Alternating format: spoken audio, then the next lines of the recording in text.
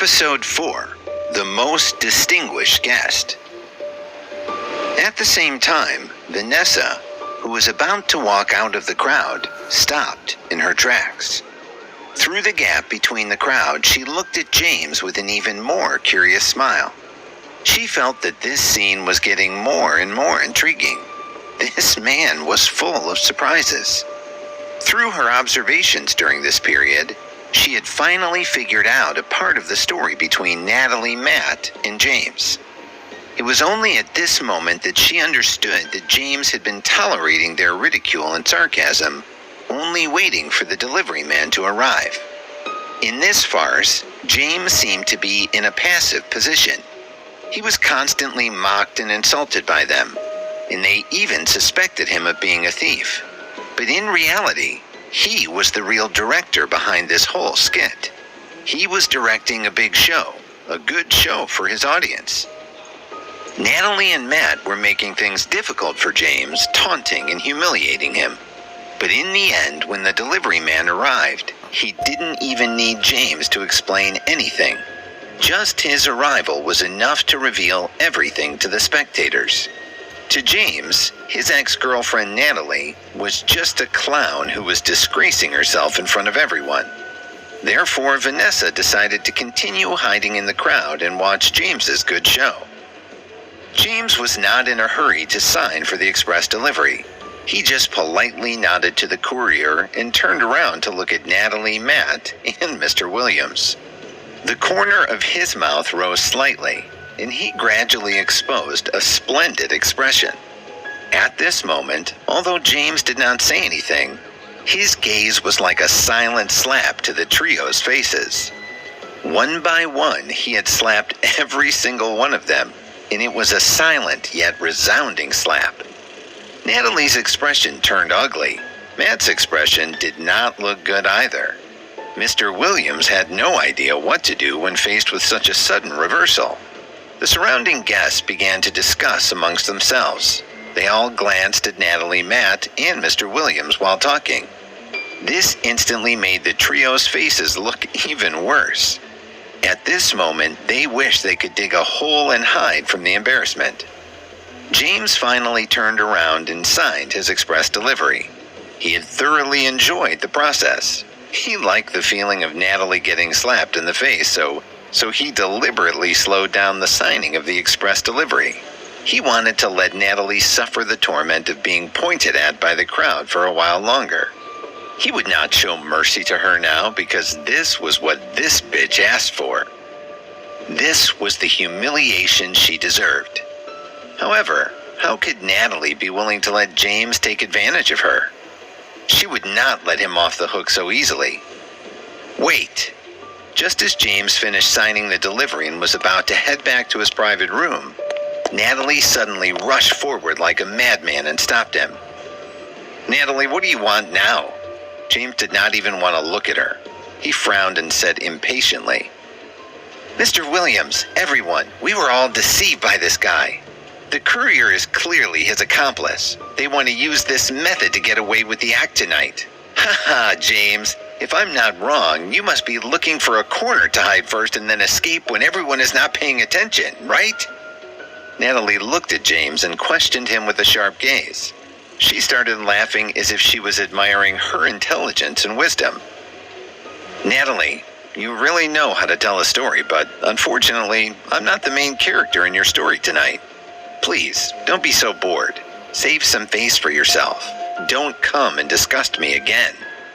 James said calmly, but the content of his words did not give Natalie any face. Natalie did not take James's words seriously.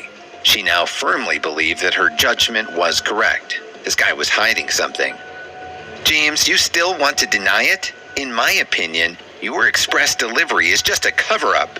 A sinister smile flashed across Natalie's eyes as she continued. Why do you say that? James was not angry that Natalie was framing him like this. He only looked at her with a grin adorning his face as he calmly asked, How can you appear on the 3rd floor with your dirty outfit? This is the biggest suspicion. According to the restaurant's rules, it's impossible to enter this place without appropriate dressing. Natalie felt that she was getting a whole lot smarter. When she said this, she was beaming with joy. She even looked at Matt and gave him a flirtatious look to show off her ability. "That's right, James. Why don't you tell us how you got here?" Matt also chimed in at this time. Although Natalie's brainless deduction was just here spouting nonsense, with Matt's agreement, the surrounding guests actually believed her. They all looked at James as if waiting to see how he would answer this time. After all, his attire was indeed too shabby. It was somewhat abnormal to appear here. "Why should I answer your questions? You guys are just too bored in your lives."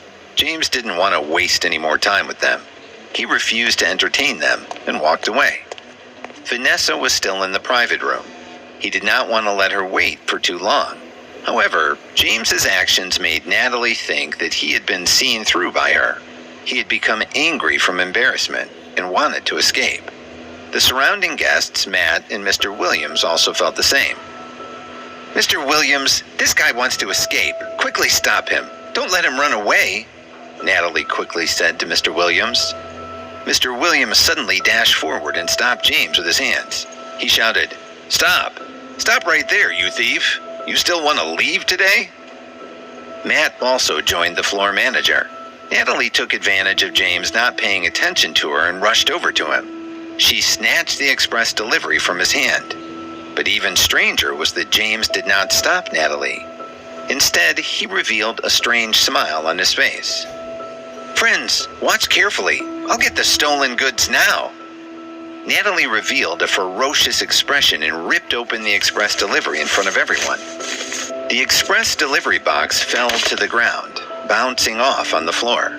However, it was not the stolen things that Natalie had imagined in her mind, but 10 red real estate certificates. Those scattered real estate certificates were exceptionally eye-catching under the extravagant lights on the 3rd floor.